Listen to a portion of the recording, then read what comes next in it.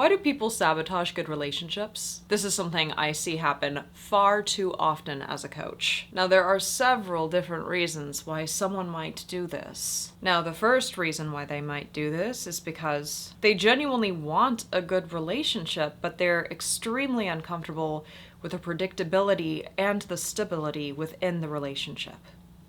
It's not something that they're used to. They're used to having the toxic relationships.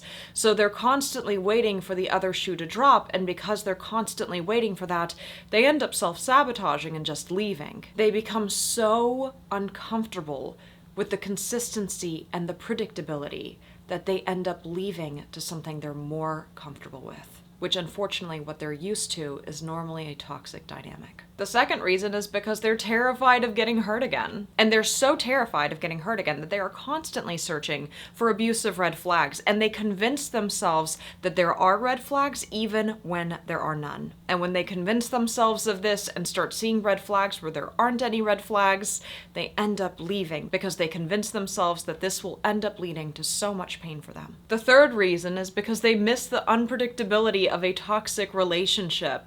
Toxic relationships have a ton of highs and lows, and they're very addictive, especially because the highs are so high. They feel so good. Another reason why they might end up self-sabotaging is because they feel too broken inside. They feel like they're unworthy of being in a healthy and happy relationship. Now, the last reason why they might be self-sabotaging is because they genuinely don't want to put in the work. See, when you get into these toxic relationships, these abusive relationships, you form a lot of toxic habits.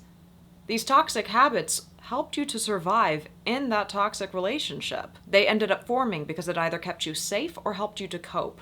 But when you get into a healthy relationship, those toxic habits no longer serve you.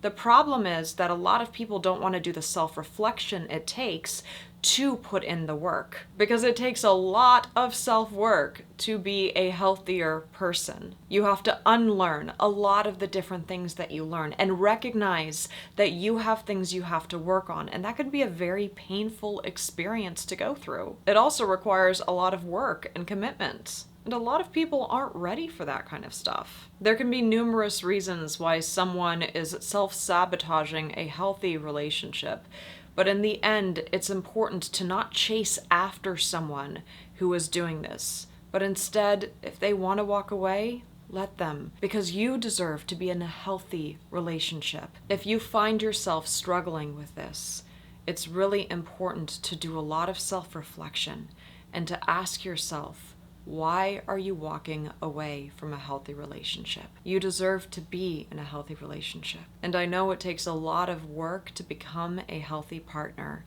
but it's worth the work you put in.